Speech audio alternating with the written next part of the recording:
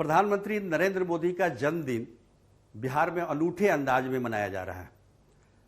उनका जन्मदिन मनाने में सरकार भी लगी हुई है और उनके जो सहयोगी दल हैं वो भी उनके जन्मदिन को शानदार बनाने में, यादगार बनाने में कोई कोर कसर नहीं छोड़ रहे हैं। नमस्कार, बिहार तक में आपका स्वागत है। प्रधानमंत्री का जन्मदिन है, 71वां जन्मदिन है और इस अवसर को बिहार सरकार टीकाकरण का महाअभियान के तौर पर मना रही है।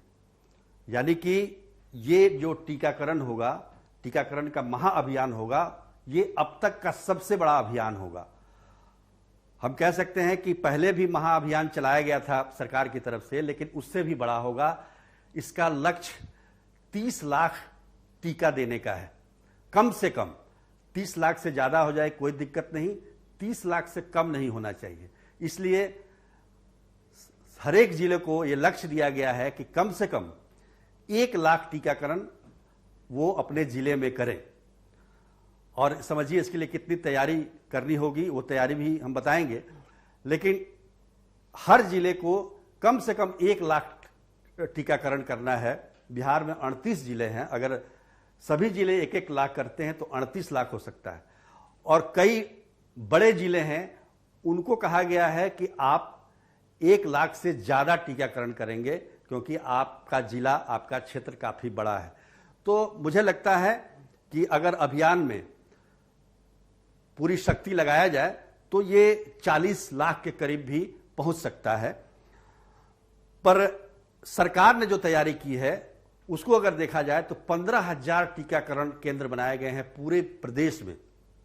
50,000 से ज्यादा स्वास्थ्यकर्मी इस महाअभियान का हिस्सा हैं और उन्हीं के कंधों पर यह सारा दारोमदार है कि इस लक्ष्य को कैसे प्राप्त किया जाए।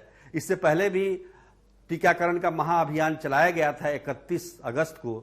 उस समय 27.21 लाख टीकाकरण एक दिन में बिहार ने किया था, जो देश में सबसे ज्यादा था। इस बार भी कोशिश यही है कि देश में सबसे ज्यादा टीकाकरण हो।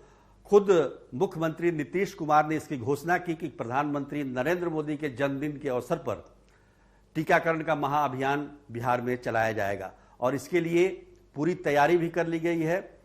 स्वास्थ्य कर्मियों पर सारा दारोमदार है और उन्हें उनके अच्छे कामों के लिए उनको पुरस्कार देने की भी बात की गई है। तो लक्ष्य की प्राप्ति हो सकती है, इसमें कोई दो राय नहीं है। जहां तक हम ये कह सकते हैं कि जो टीकाकरण का जो ये अभियान है उसको देखते हुए स्वास्थ्यकर्मी जितने जरूरी हैं इस काम के लिए, उतने ही आम जनता को भी टीकाकरण कराने के लिए अपने आप को टीकाकरण केंद्र पर लाना होगा, ताकि ज्यादा से ज्यादा टीकाकरण हो सके। तो स्वास्थ्यकर्मियों के साथ साथ आम जनता को भी इसमें भागीदारी देनी होगी, ताकि ज्यादा से ज्यादा टीकाकरण हो जाए। वैसे पूरे जितने भी प्रदेश के मेडिकल कॉलेज, हॉस्पिटल, ये तमाम है, सबको अलर्ट कर दिया गया है। उनका लक्ष्य उनको पूरा करना है। इस बात पर सरकार का काफी जोर है। तो ये तो हुई सरकार की बात।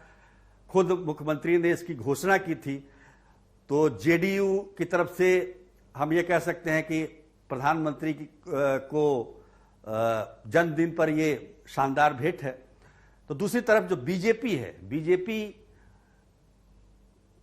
खुद प्रधानमंत्री का जन्मदिन मनाने के लिए बेहतर से बेहतर जो इंतजाम हो सकता है वो करने के प्रयास में है। पटना में जो उनका दफ्तर है उसको दुल्हन की तरह सजाया गया है और प्रदेश में कई जगह पर बीजेपी प्रधानमंत्री के जन्मदिन के अवसर पर कार्यक्रम कर रही है और पहले से भी चल रहे हैं। जो जनप्रतिनिधि हैं, जो सांसद और विधायक हैं, वो अपने अपने क्षेत्र में अलग से प्रधानमंत्री का जन्मदिन मना रहे हैं। तो ये सारा आयोजन तो एक तरफ हो ही रहा है। दूसरी तरफ जो सहयोगी दल हैं, बिहार में आपको पता ही है कि 4 पार्टियों की सरकार है, बीजेपी, जेडीयू, हम और वीआईपी। हम पार्टी भी प्रधानमंत्री का जन्मदिन